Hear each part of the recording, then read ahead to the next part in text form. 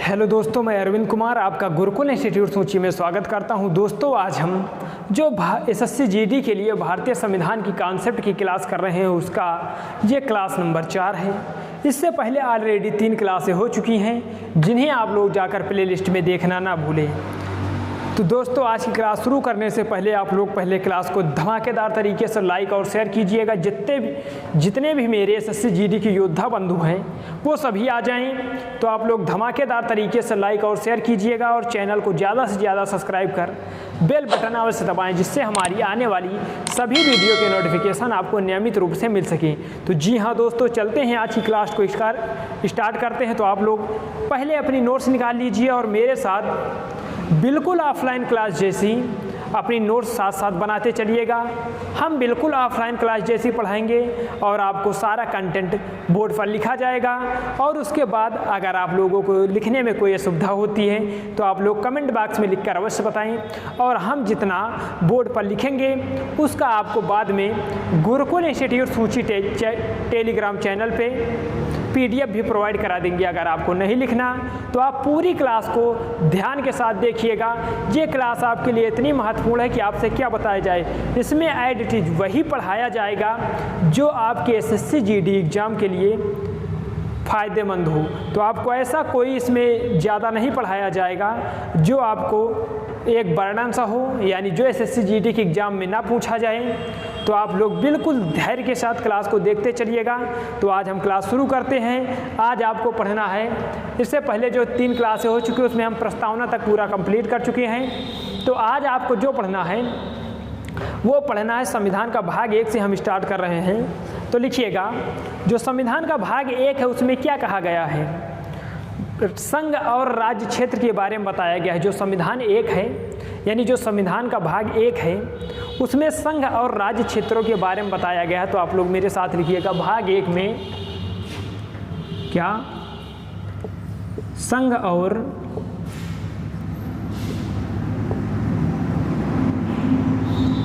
राज्य क्षेत्र।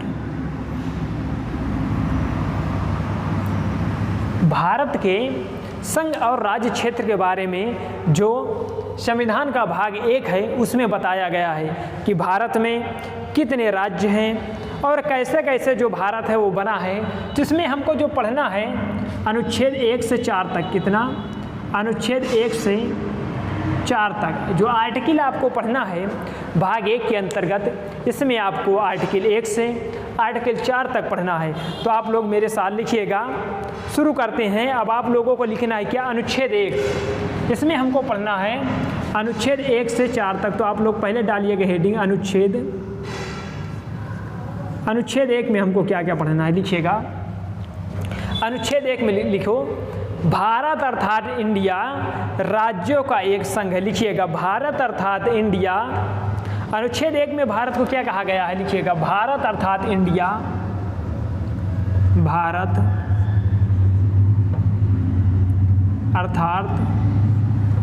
अर्थात इंडिया। भारत अर्थात इंडिया। भारत अर्थात इंडिया राज्यों का एक संघ है। क्या? राज्यों का एक संघ है।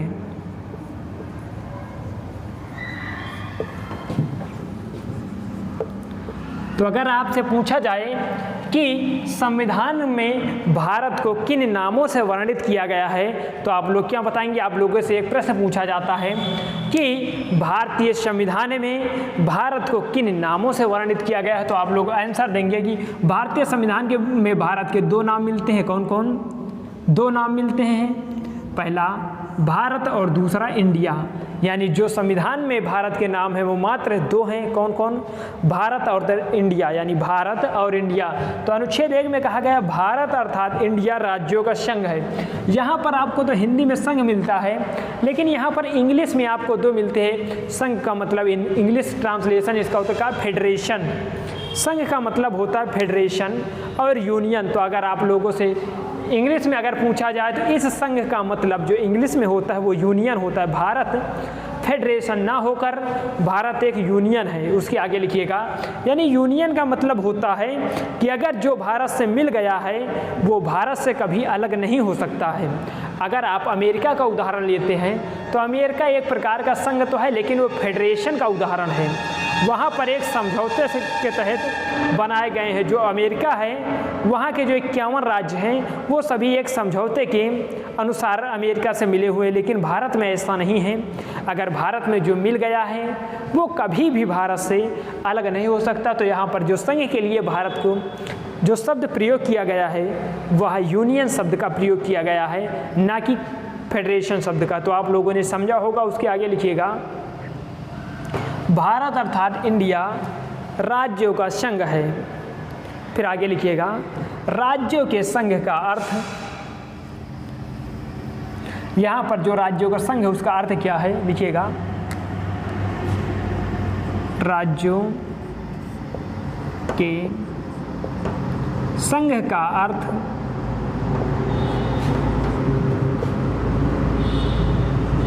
राज्यों के संघ का अर्थ है राज्य संघ से अलग नहीं हो सकते। यहाँ पर लिखिएगा, राज्यों के संघ का अर्थ है कि राज्य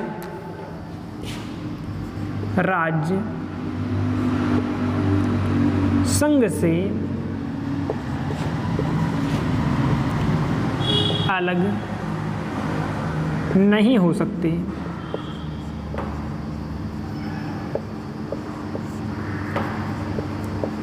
यानी जो अभी आपको भारत का स्वरूप दिख रहा है, भारत में 28 राज्य, भारत में 28 राज्य और 8 केंद्र शासित प्रदेश हैं। क्या केंद्र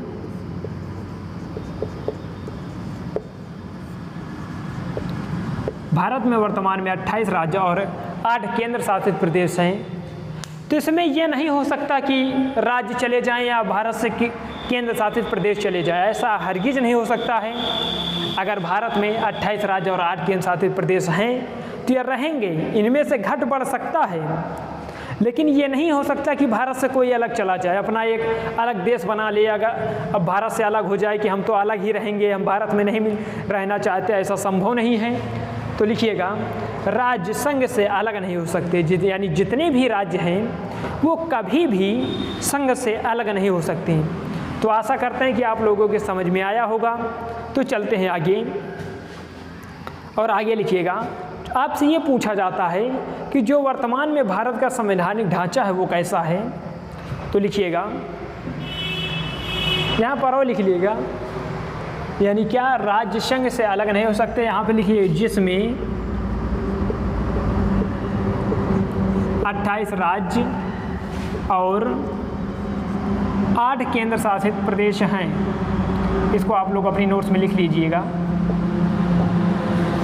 तो आपसे एक क्वेश्चन पूछा जाता है क्या कि भारत का संवैधानिक ढांचा कैसा है। तो आप लोग लिखिएगा, क्वेश्चन आपसे पूछा जाता है, भारत का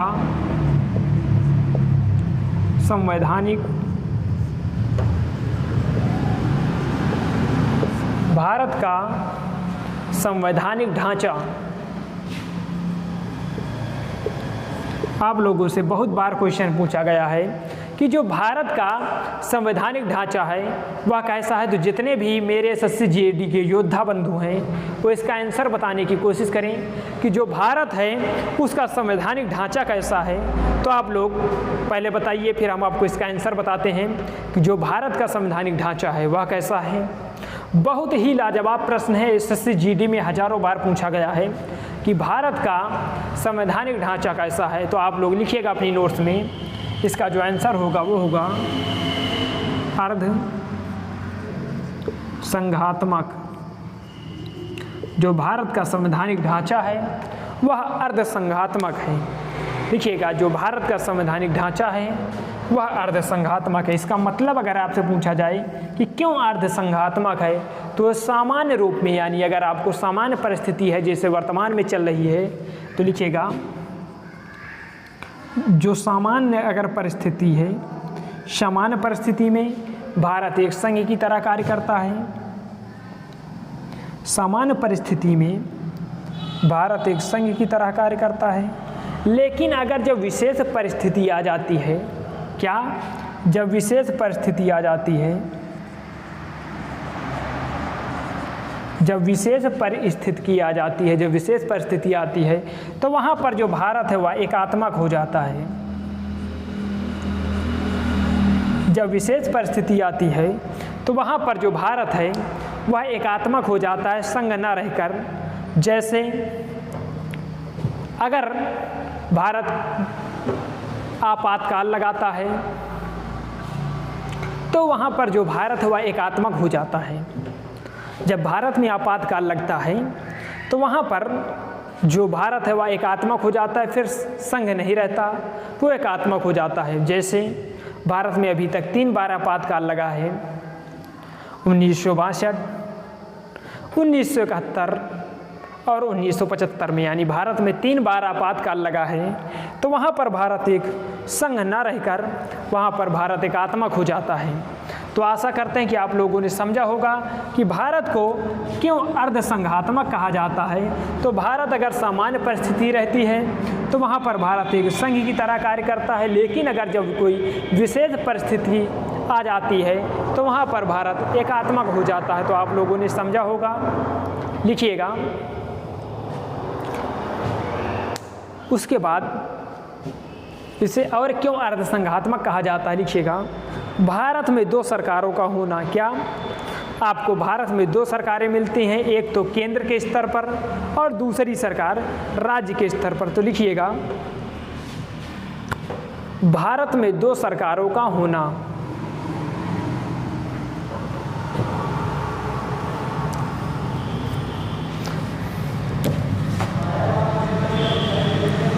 भारत में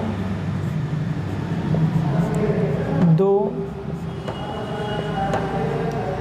सरकारों का होना, भारत में 2 सरकारों का होना। भारत में 2 सरकारें तो हैं, लेकिन जो राज्यपाल है उसकी नियुक्ति किसके द्वारा की जाती है? आप लोग आंसर बताइए कमेंट बॉक्स में, हम आपके आंसरों का इंतज़ार करते हैं।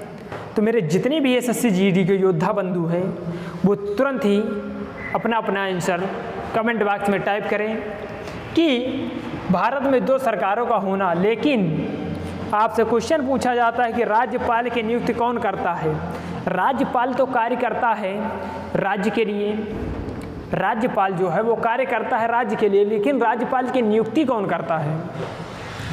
तो आप लोग बताएंगे कि जो राज्यपाल की नियुक्ति है वह केंद्र सरकार द्वारा की जाती है। जब राज्यपाल राज्य के लिए कार्य करता है लेकिन उसकी नियुक्ति केंद्र सरकार द्वारा की जाती है तो वहाँ पर कैसा हुआ? अर्धसंघात्मक का ये भी उदाहरण है। यहाँ पर लिखिएगा,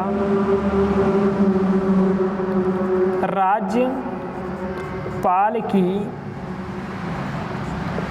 नियुक्ति,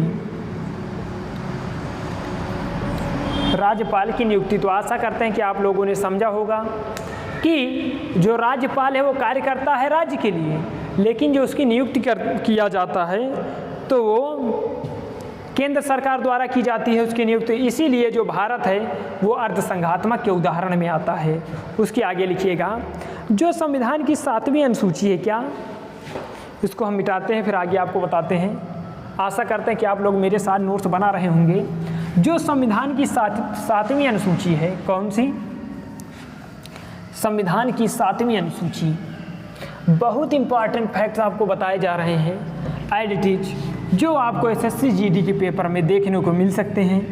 तो आप लोग बहुत बेहतरीन तरीके से नोट्स बनाते हुए चलिएगा और पूरी क्लास को ध्यान से देखिएगा।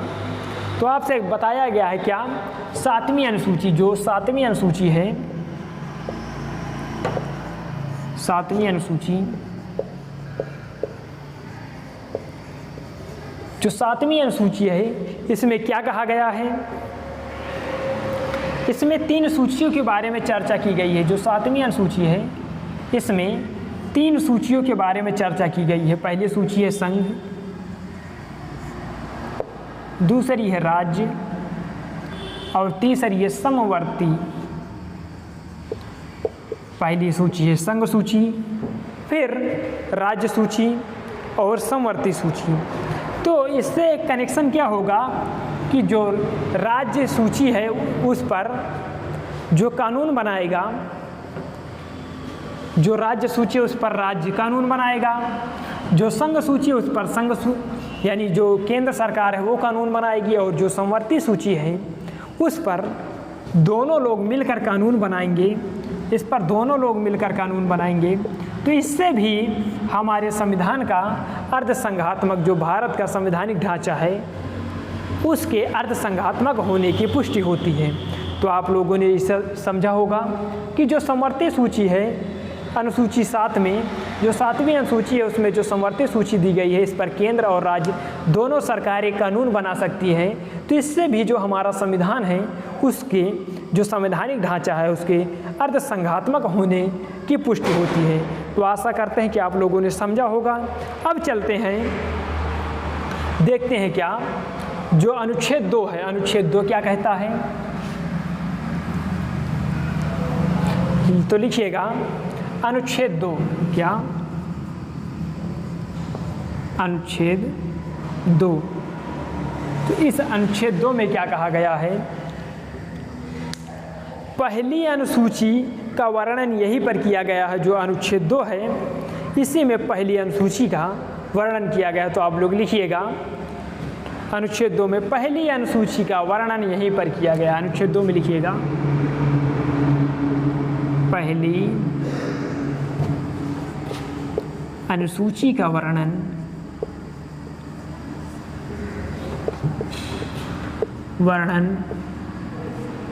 यहीं पर किया गया है।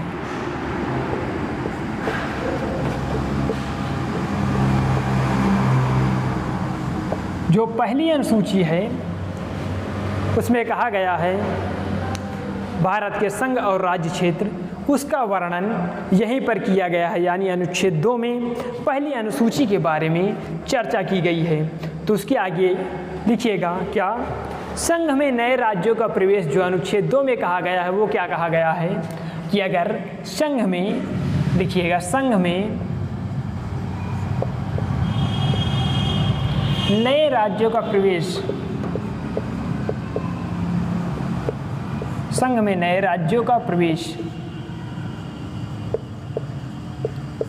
अगर आप लोग इसे समझने की कोशिश कीजिएगा, मान लीजिए कि ये भारत है, तो अगर इसमें अगर हमको कोई राज्य और मिलाना है, मान लीजिए कि ये भारत है, तो इसमें कहा गया है कि संघ में नए राज्यों का प्रवेश।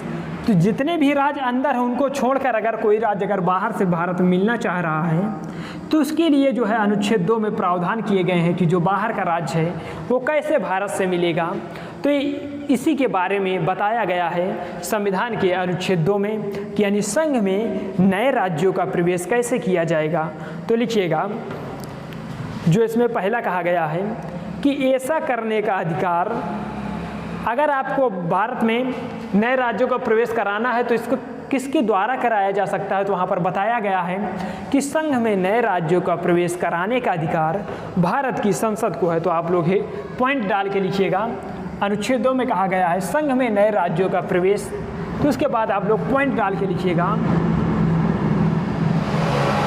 ऐसा करने का अधिकार भारत की संसद को है। लिखिएगा अगर आपको संघ में नए राज्यों का प्रवेश कराना है तो किसके द्वारा नए राज्यों का प्रवेश कराया जाएगा, तो उसी के बारे में आपको बताया गया है कि जो संघ में नए राज्यों का प्रवेश कराया जाएगा वह किसके द्वारा कराया जाएगा। तो लिखिएगा ऐसा करने का अधिकार, ऐसा करने का अधिकार भारत की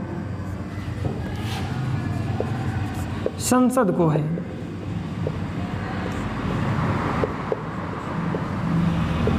अगर भारत में कोई नए राज्य का प्रवेश कराना है तो जो नए राज्य का प्रवेश कराएगा कौन, वो भारत की संसद कराएगी। उसके आगे लिखिएगा अब आपसे पूछा जाएगा है कि अगर नए राज्यों का प्रवेश भारत की संसद कराएगी तो संसद किस बहुमत से कराएगी। तो आप लोग मेरे जितने भी एसएससी जीडी के योद्धा हैं वो आंसर बताएंगे। हम आपके आंसर का वेट करते हैं, तो आप लोग आंसर बताइएगा। तो अगर आप इसका आंसर कमेंट बॉक्स में बता रहे हैं क्या साधारण बहुमत जो नए राज्यों का प्रवेश संसद कराएगी तो वह ओनली और ओनली साधारण बहुमत से करा सकती है, तो लिखिएगा संसद ऐसा, लिखिएगा ऐसा कराने का अधिकार भारत की संसद को है। फिर उसके आगे पॉइंट दूसरा लिखिएगा संसद ऐसा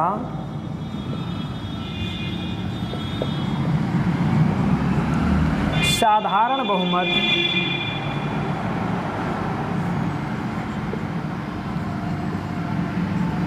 संसद ऐसा साधारण बहुमत से कर सकती है। संसद ऐसा साधारण बहुमत से कर सकती है। तो अब आप लोगों को समझना होगा कि यह साधारण बहुमत क्या होता है। जब संसद नए राज्यों का प्रवेश करा सकती है भारत में, तो आपसे पूछा जाता है कि वो किस बहुमत से करा सकती है, तो आप लोग आंसर बताएंगे कि संसद साधारण बहुमत से नए राज्यों का प्रवेश करा सकती है, जो कि अनुच्छेद 2 में बताया गया है। तो लिखिएगा, अब आपको समझना है कि यह साधारण बहुमत क्या होता है। तो आप लोग समझिएगा कि जो साधारण बहुमत होता है वो कुल सदस्यों में से अगर 50% + 1 आपको बताना है कि सदस्यों की कुल संख्या में से अगर 50% + 1 अगर वोटिंग पड़ जाते हैं किसी के पक्ष में, तो उसी को साधारण बहुमत माना जाता है और इसे पास मान लिया जाता है। तो साधारण बहुमत आप लोगों ने समझा होगा। उसके बाद तो बहुमत बहुत प्रकार के होते हैं, विशेष बहुमत और भी कई प्रकार के बहुमत होते हैं, वो समय आने पर हम आपको बताएंगे। तो आप लोगों ने समझा होगा कि साधारण बहुमत क्या होता है। 50% + 1 अगर किसी के पक्ष में वोटिंग पड़ जाती है तो उसी को साधारण बहुमत कहा जाता है। उसके आगे लिखिएगा तीसरा पॉइंट जो है इसका, तीसरा पॉइंट लिखिएगा संघ में नए राज्यों का प्रवेश, लिखिएगा संघ में नए राज्यों का प्रवेश, संघ में नए राज्यों का प्रवेश अनुच्छेद 2 में वर्णित है। अनुच्छेद 2 में वर्णित है, यानी जो नए राज्यों का प्रवेश होगा वह अनुच्छेद 2 में वर्णित है या अनुच्छेद 2 में उसकी चर्चा मिलती है।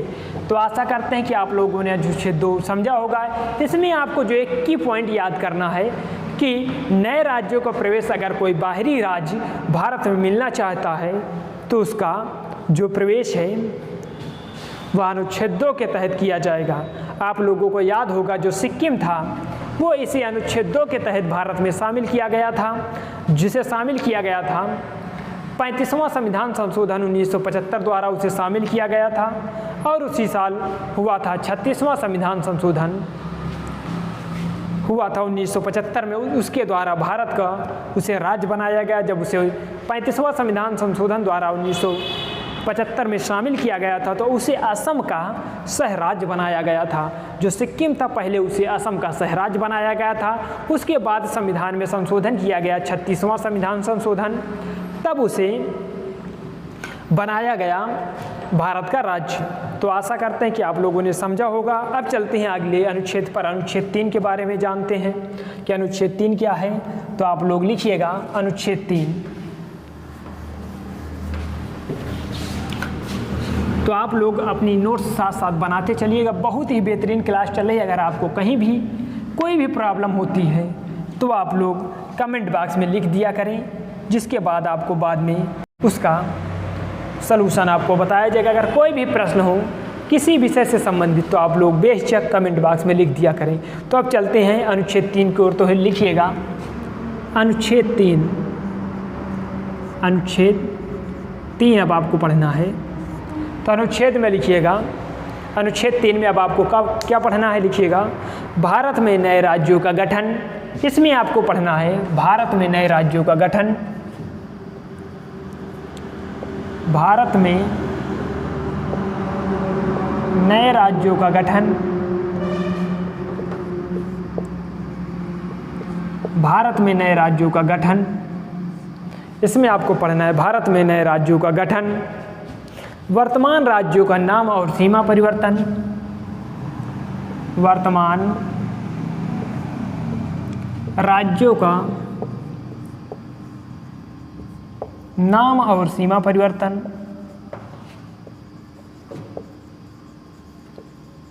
वर्तमान राज्यों का नाम और सीमा में परिवर्तन,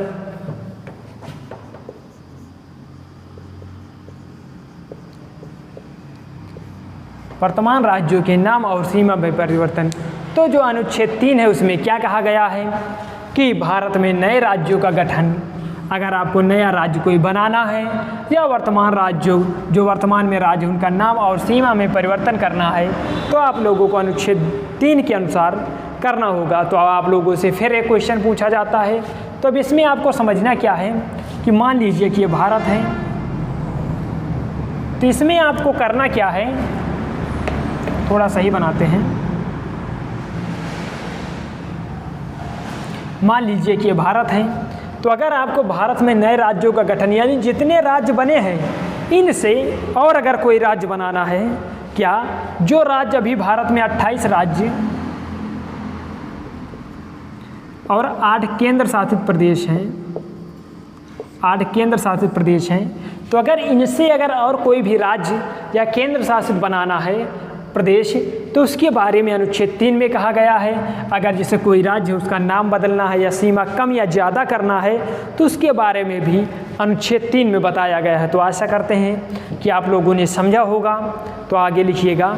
अगर अब आपके दिमाग में एक क्वेश्चन उठा होगा क्या कि अगर आपको कोई राज्य का सीमा या नाम बदलना है तो ऐसा कौन कर सकता है। आपके माइंड में क्वेश्चन उठा होगा कि अगर किसी राज्य के हमें नाम बदलना है या उसकी सीमा में परिवर्तन करना है या उसकी सीमा को घटाना है या बढ़ाना है तो ऐसा कौन कर सकता है। तो आप लोग लिखिएगा ऐसा करने का अधिकार, लिखिएगा पॉइंट डाल के, ऐसा करने का अधिकार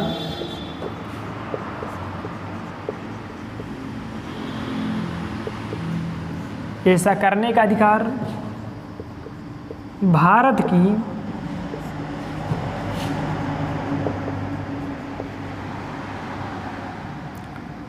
की संसद को है। ऐसा करने का अधिकार भारत की संसद को है।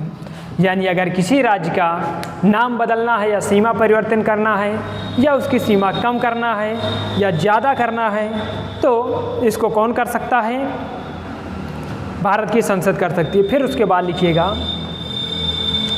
उसके बाद फिर से पॉइंट बना के लिखिएगा संसद ऐसा।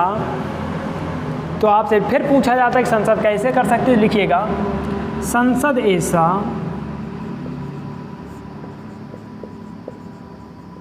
साधारण बहुमत से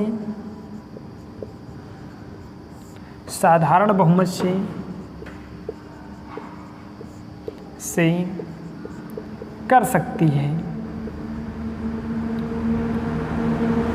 संसद ऐसा साधारण बहुमत से कर सकती है। आपसे पूछा जाता है कि संसद किसी राज्य का नाम, सीमा में परिवर्तन, सीमा को घटा सकती है, बढ़ा सकती है, तो ऐसा वह किस प्रकार के बहुमत से कर सकती है।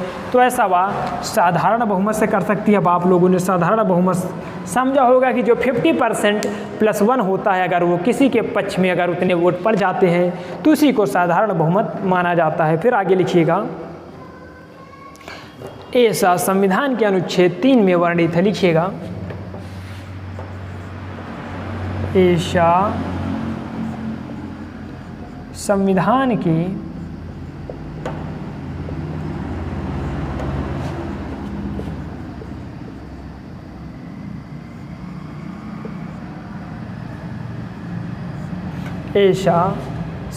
के अनुच्छेद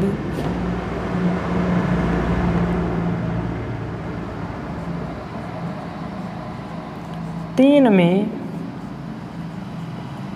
वर्णित है। एशिया संविधान के अनुच्छेद 3 में वर्णित है। और उसके आगे आपसे पूछा जाता है, बहुत ही महत्वपूर्ण ये पॉइंट है, क्या ऐसा करने के लिए राज्यों की सहमति अनिवार्य है। अब आप लोगों के माइंड में क्वेश्चन उठा होगा कि जो संसद अपने मन से क्या कर सकती है कि किसी राज्य की सीमा बढ़ा सकती है, घटा सकती है, उसके नाम में परिवर्तन कर सकती है। तो आप लोग बताइएगा, क्या लिखिएगा। आपके माइंड में एक क्वेश्चन उठा होगा क्या ऐसा संसद उस राज्य से पूछ के करती है।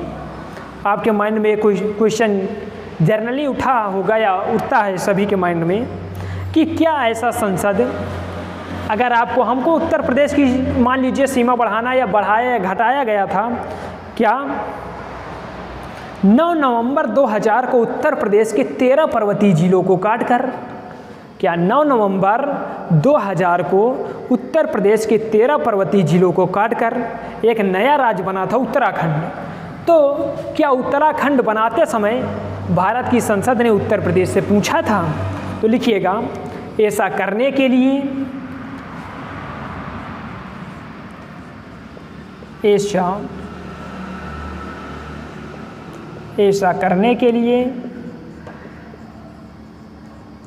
ऐसा करने के लिए राज्यों की सहमति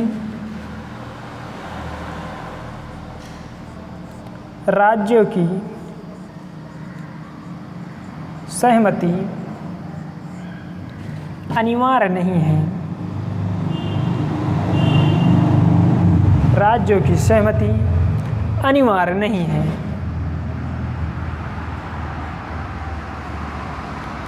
यानी ऐसा करने के लिए राज्यों की सहमति अनिवार्य नहीं है। फिर उसके बाद आपके माइंड में एक क्वेश्चन उठा होगा कि क्या संसद की जब मर्जी, यानी जब संसद का मन चाहे वो किसी राज्य की सीमा या केंद्र शासित प्रदेश का नाम बदल सकती है या सीमा को घटा बढ़ा सकती है। तो लिखिएगा, ऐसा करते समय यानी किसी राज्य के नाम या सीमा में परिवर्तन करते समय, तो लिखिएगा ऐसा करते समय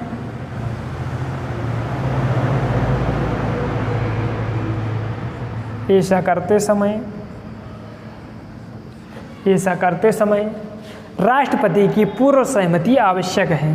क्या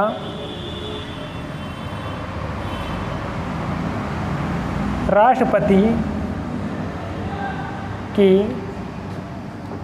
पूर्व सहमति, ऐसा करते समय राष्ट्रपति की पूर्व सहमति अनिवार्य है।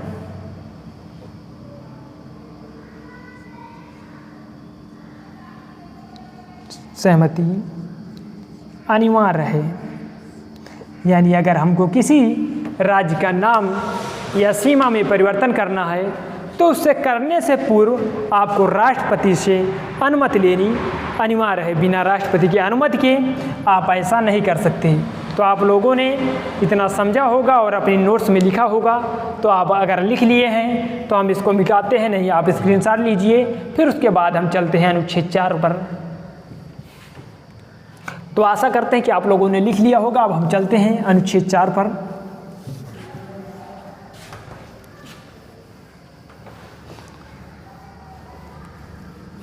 अनुच्छेद 4 में क्या कहा गया है उसे भी समझिएगा आप लोग।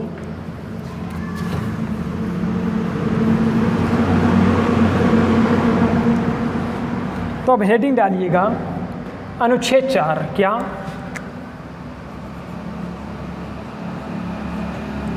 अनुच्छेद 4 अनुच्छेद 4 में लिखिएगा अनुच्छेद 2 और अनुच्छेद 3 में, अनुच्छेद 4 में लिखिएगा क्या अनुच्छेद 2 और 3, अनुच्छेद 2 और 3 में, अनुच्छेद 2 और अनुच्छेद 3 में किए गए, अनुच्छेद 2 और अनुच्छेद 3 में किए गए कार्य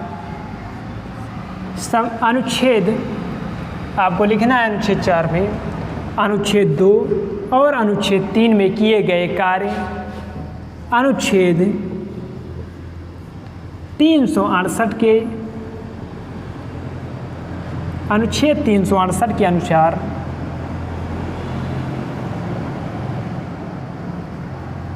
अनुच्छेद 2 और अनुच्छेद 3 में किए गए कार्य अनुच्छेद 368 के अनुसार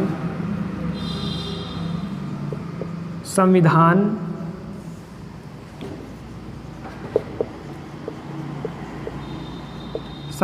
संशोधन नहीं माना जाएगा।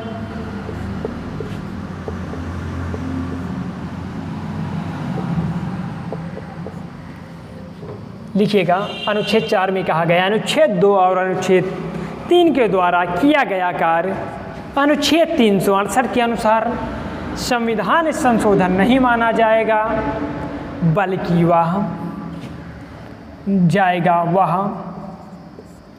साधारण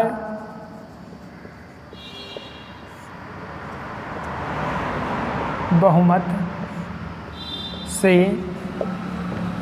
किया जा सकता है।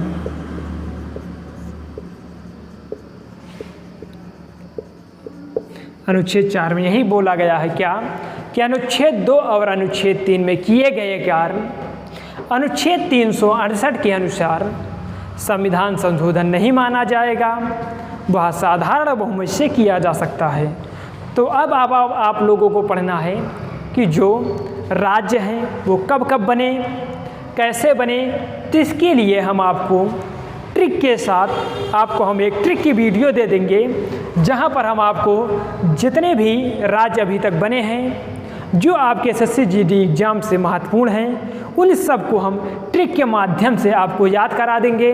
तो वो आपकी क्लास यानी 5 से 7 मिनट की एक ट्रिक की वीडियो आपको हम दे देंगे, जहां पर हम आपको अभी तक जितने भी राज्य बने हैं, जितने आपके SSC GD एग्ज़ाम से महत्वपूर्ण हैं, उन सबको एक ही वीडियो में आप कवर कर सकते हैं। तो आप लोग इसके आगे उस ट्रिक की क्लास को देख लीजिएगा, तो आप लोगों को पूरी तरीके से याद हो जाएगा। तो दोस्तों, अब हम इसके आगे जो कल पढ़ेंगे वो पढ़ेंगे भाग 2 यानी संविधान का भाग 2 पढ़ेंगे, जिसमें हम आपको नागरिकता के बारे में बताएंगे कि भारतीय नागरिकता अगर आपको लेनी है तो कितने प्रकार से ले सकते हैं, अगर आपको भारतीय नागरिकता त्यागनी है तो कितने प्रकार से त्याग सकते हैं। तो दोस्तों, आज की क्लास कैसी लगी कमेंट बॉक्स में लिखकर बताना ना भूलें।